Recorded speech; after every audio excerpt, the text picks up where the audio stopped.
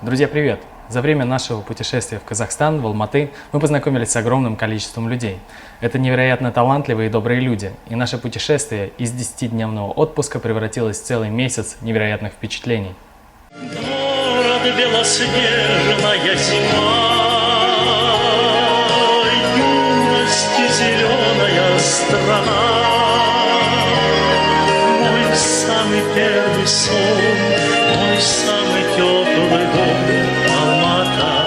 Алмата моя.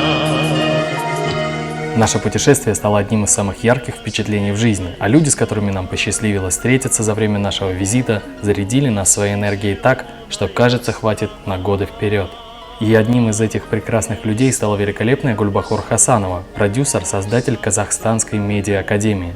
Благодаря Гульбахор мы попробовали себя в качестве преподавателей, в качестве гостей передачи и познакомились с разными невероятными людьми. Кстати, и сегодня я как раз хотел бы рассказать вам об одной из таких встреч. Гульбахор познакомила нас с прекрасной милой девушкой, которую зовут Эльгиза. Она в свои 14 лет стала солисткой фонда Арно Бабаджаняна, выступает на большой сцене с симфоническим оркестром.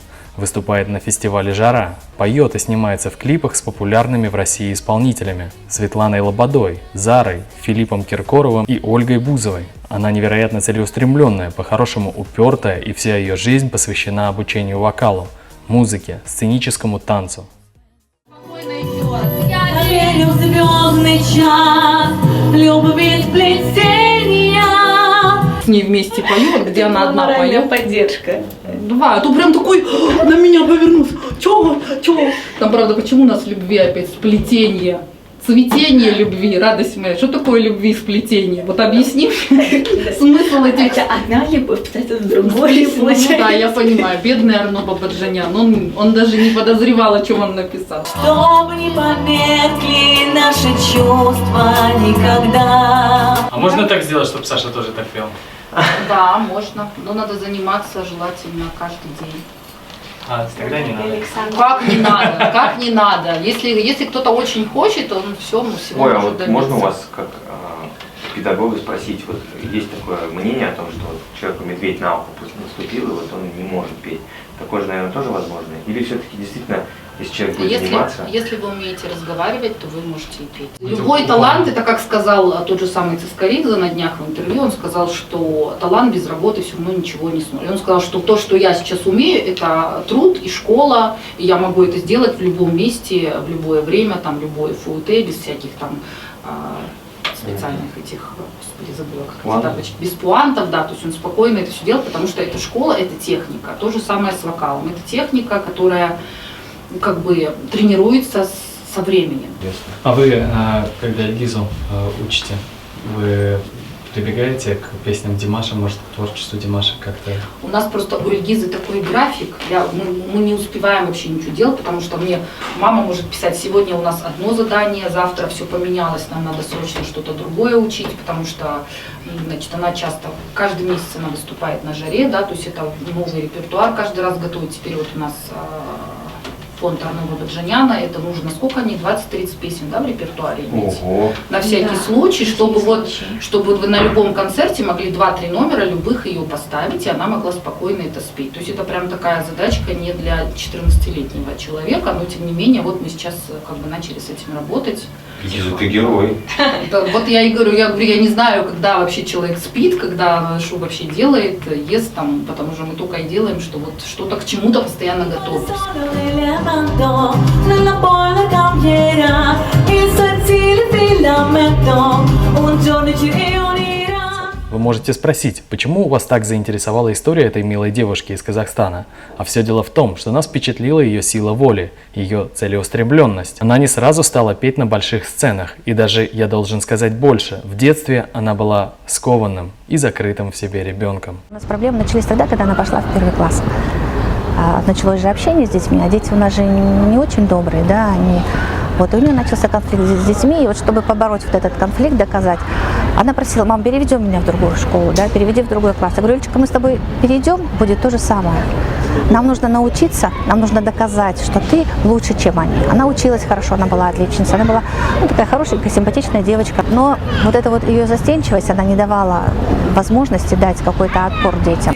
подарила мне жизнь и заботу. Бессонные ночи была ты со мной. Мы за друг друга в огонь и воду. В твоей улыбке найду я покой. Когда росла я, гордилась ты мной. Ты навсегда в сердце со мной. Эта любовь будет жить вечно. Наша связь бесконечна. Мама, в твоих глазах я вижу жизнь. Раньше я не замечала, как время бежит. Она когда вышла на сцену, вот как будто была она одна. Вот она была такая посреди сцены, такая счастливая, довольная. И вот эти первые кадры, и она потом, когда ко мне подошла и говорит: мама, она даже не могла выразить своих чувств. И вот этот свой позитив, свое хорошее настроение она вылила вот именно на зрителей, которые были в тот момент перед сценой. Ну и мы решили, что, наверное, нам надо заниматься. Мама, в твоих глазах я вижу жизнь. Раньше я не замечала, как время бежит. Мама, в твоих глазах лишь красота.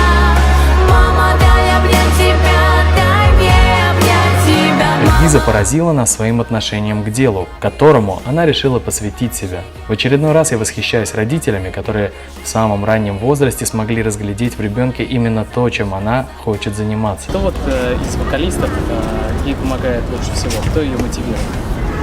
Ну вот я хочу сказать, что после того, как у нас вот Димаш стал известным после определенного конкурса, да, мы до этого слушали его, да, были некоторые там, кто-то хорошо говорил, кто-то плохо говорил, а вот после Китая он у нас во всех глазах у нас в Казахстане как бы взлетел. И вот мы когда с Элей обсуждали вообще это сам момент того, что вот он был, сколько времени он трудился, занимался, он же по сколько там, по 6-8 часов вокала у него было каждый день.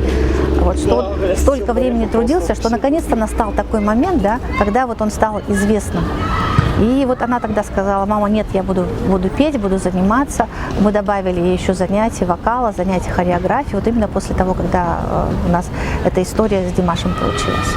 Это невероятно важно, чтобы как можно быстрее понять, в чем же смысл твоей жизни, в какую сторону тебе надо двигаться. И поэтому история Эльгизы невероятно важная и показательная для каждого родителя.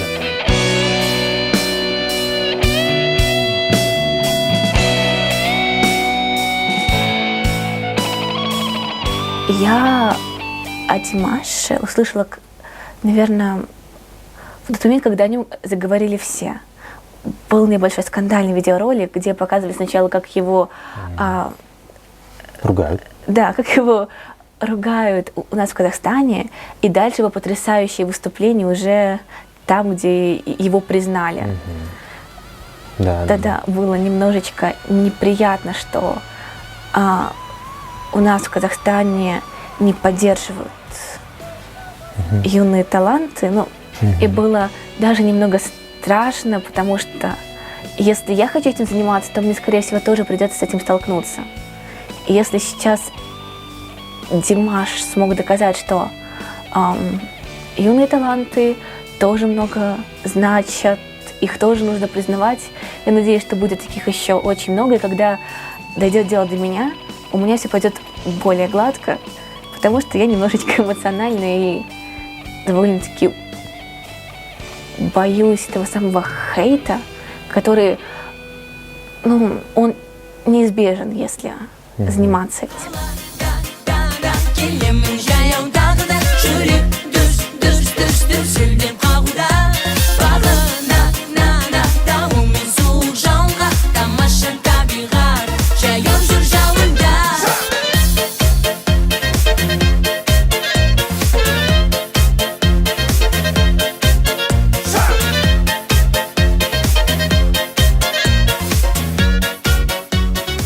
Даже не знаю, что можно рассказать о себе. Классика. Меня зовут Эля, мне 14. Я с самого детства занимаюсь творчеством, сколько себя помню. Мне безумно все это нравится. Поем все вместе! Твои глаза.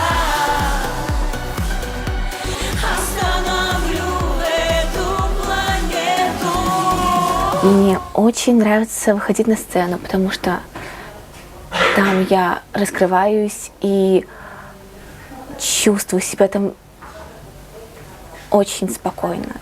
Многие переживают перед выступлениями, и я переживаю во время подготовки. Мы тогда сначала споем песню на итальянском языке, а потом... А сможешь, кстати, может, ты споешь?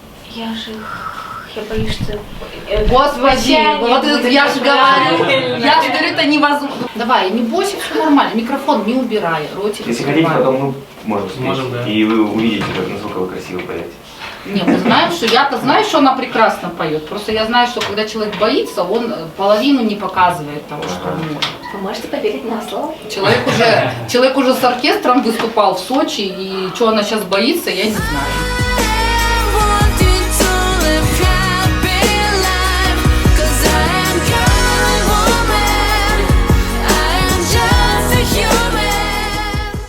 Я очень горжусь всеми, кто пробивается, потому что вся эта творческая сфера, очень трудно выбиться в люди, захватить свою аудиторию, потому что огромная конкуренция. И я, если так можно сказать, безумно горда всеми, кто особенно из Казахстана, это же моя родина, выбивается на какой-то мировой уровень. Потому что в некоторых случаях люди из разных стран даже не знают, что такое Казахстан и где это находится. И если кто-то занимает какое-то определенное место и о нашей стране узнают, это великолепно. Я рада, что в Казахстане находятся талантливые люди, которые стремятся к чему-то.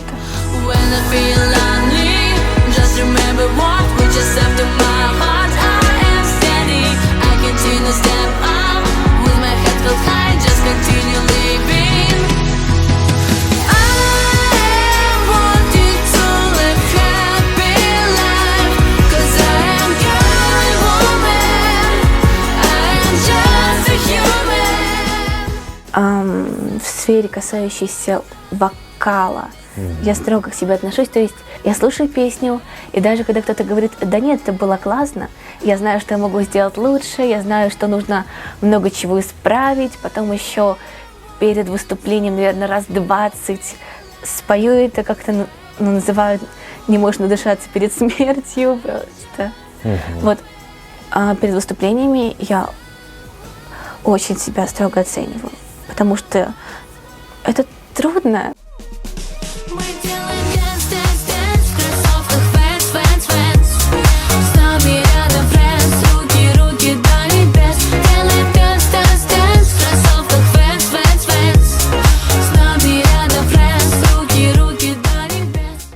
Наверное, единственное, что даже я говорю себе постоянно, каждый день, это нет никаких преград, и они только у нас в голове. Те же самые проблемы, которые мы придумываем себе, то, что я не так пою, я не так выгляжу, я делаю что-то неправильно, а многие могут даже не замечать всего этого. Для многих это может казаться чем-то незначительным, а мы делаем для себя это каким-то какой-то невероятной проблемой, из-за чего мы не можем идти дальше. Поэтому в какой бы в яме вы ни были, по вашему мнению, всегда из нее можно выбраться.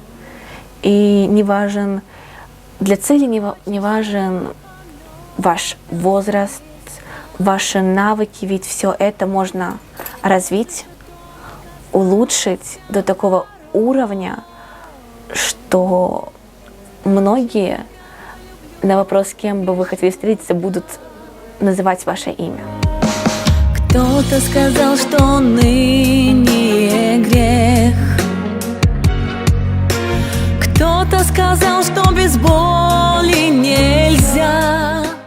Ильгиза, я хочу сказать, что вы невероятно обаятельный, творческий, с большим потенциалом молодая девушка, у которой, я уверен, очень большие горизонты, большие перспективы. Я хочу пожелать вам, чтобы все двери перед вами открывались, чтобы вы не останавливались на достигнутом, чтобы вы продолжали работать над собой, и чтобы все ваши мечты, все ваши желания обязательно воплотились в жизни, и вы стали достойным примером уже потом для молодого подрастающего поколения. Потому что молодежь это будущее, и очень здорово, что у вас в голове очень правильные мысли вращаются. Это очень здорово. Спасибо. Спасибо. Третий звонок. Вся моя жизнь